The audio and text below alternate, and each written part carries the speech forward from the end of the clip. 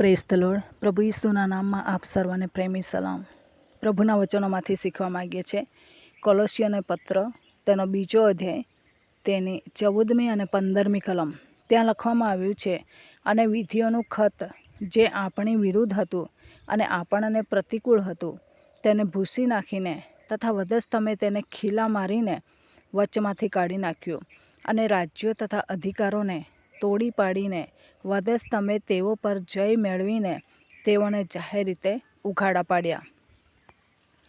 પ્રભુ ઈસુ ખ્રિસ્તને આપણું જે વિધિઓનું ખત હતું, આપણા પાપો અને શ્રાપો હતા, તે વિધિઓનું ખત મિટાવવાને માટે, કાગળ હટાવવાને માટે આટલું આસાન હતું નહીં. એ રાજકુમાર હતો, સ્વર્ગની શોભા હતા, અને આ પૃથ્વી પર આવીને એ સ્વર્ગની શોભાની જેમ નથી જીવવાના હતા.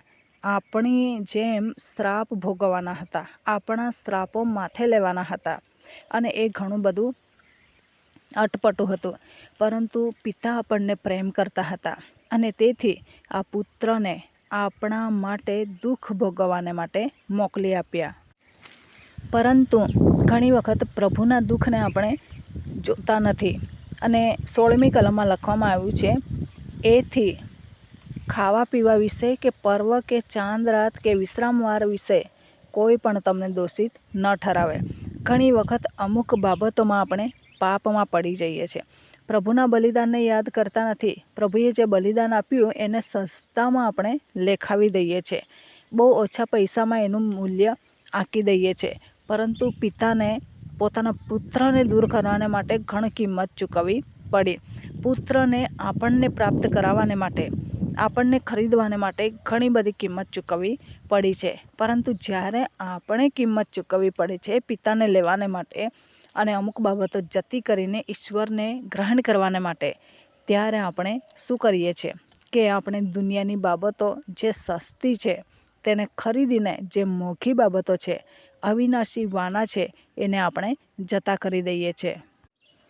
પ્રભુએ જે આપણા વતી દુઃખ સહન કર્યું છે એને આપણે જસ્ટ 2 રૂપિયામાં વેચી દઈએ છીએ. પરંતુ પ્રભુએ કેટલી પીડા સહન કરી હશે, કેટલી યાતના પોતાના શરીરમાં આપણા માટે વેઠી છે. પોતાનાને માટે નથી, પોતાનાને માટે એ કરવાનું નહીં હતું.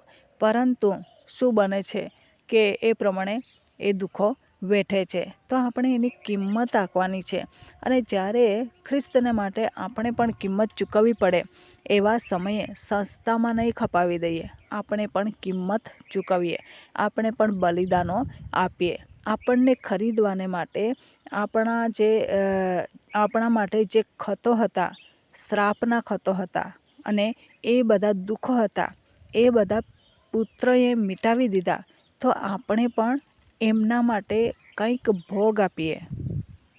દુનિયાના જે છે અમુક બાબતો એને મિટાવી દઈએ, અને પછી પ્રભુને આપણે અંગત તારનાર તરીકે સ્વીકારીને સંપૂર્ણ જીવન પ્રભુને સમર્પિત થઈને જીવીએ. એ આશીર્વાદો છે, એમાં આગળ વધવાની જરૂર છે. તો આ દિવસોમાં જેમ પ્રભુએ વિધિઓનું ખત આપણા માટે વિરુદ્ધમાં હતું, આપણા માટે લાભકારી નહીં હતું, નુકસાનકારક હતું, એને એણે દૂર કર્યું. પોતે ખીલાઓમાં રહીને, એટલે કે વધસ્તંભ ઉપર ચડીને, વધસ્તંભ ઉપર દુઃખ વેઠીને એ બધું કાઢી નાખે છે. સિમ્પલ સિગ્નેચર કરીને કાઢી નાખ્યું નથી. વધસ્તંભ ઉપર પોતે ખીલા મરાઈને, ખીલાઓના ઘા સહન કરીને, ખીલાઓનું દુઃખ સહન કરીને એ કાઢી નાખે છે. તો આપણે પણ પ્રભુના માટે દુઃખ વેઠીએ, બલિદાન થઈએ, અને પ્રભુના મહિમાને માટે વધુને વધુ ઉપયોગી બનતા રહીએ. તો આ દિવસોમાં પ્રભુએ આપણા માટે દુઃખો વેઠ્યા છે, આપણે પણ બલિદાન આપીએ. એની કિંમત સસ્તામાં નહીં, પરંતુ આપણે પણ ભારે ચૂકવીએ. અને એ પ્રમાણે દુનિયાને ટાટા બાય બાય કહીને પ્રભુને આપણા જીવનમાં એક્સેપ્ટ કરીએ. એમના માટે જે પણ આહુતિ આપવાની હોય, જે પણ બલિદાન થવાનું હોય, જે પણ કુરબાની વહોરવાની હોય, એ વહોરી લઈએ, અને તેમના રાજ્યને માટે વધુને વધુ ઉપયોગી બનીએ. તો આ વચન પ્રમાણે જીવન જીવવા પ્રભુ આપણને સહાય કરે. વચનનો આશીર્વાદ પ્રભુ આપણને સર્વને પૂરો પાડે. આમેન. પ્રાર્થના કરીએ. પ્રેમાળ પરમેશ્વર પિતા, અમે તમારો આભાર માનીએ છીએ, તમારી સ્તુતિ કરીએ છીએ. રાજાઓના રાજા, પ્રભુઓના પ્રભુ તમે છો. દયાના સાગર તમે છો, કરુણામય ઈશ્વર પિતા તમે છો, માર્ગ સત્ય જીવન તમે છો, તમે અમારી સંતાવાની જગ્યા છો, તમે અમારા કૃપાનિધિ છો.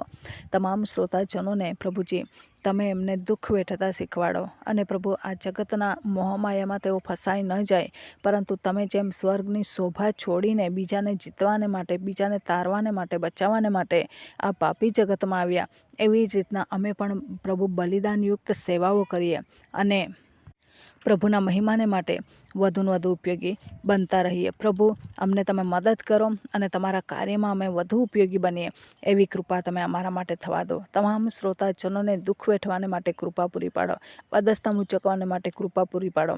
અનેક શ્રાપો અપમાનો વેઠીને પ્રભુ તમારા રાજ્યનું બાંધકામ તેઓ કરનારા બની શકે એવી કૃપા અમે તમારી પાસે માગીએ છીએ. તમારા ગૌરવાન અને પરાક્રમી હાથોની અંદર આ દરેક બાબતોને સોંપી દેતા આ પ્રાર્થના પ્રભુ ઈસુના મૂલ્યવાન નામની અંદર માગીએ છીએ. Amen. Thank you. Praise the lord. God bless you. Amen.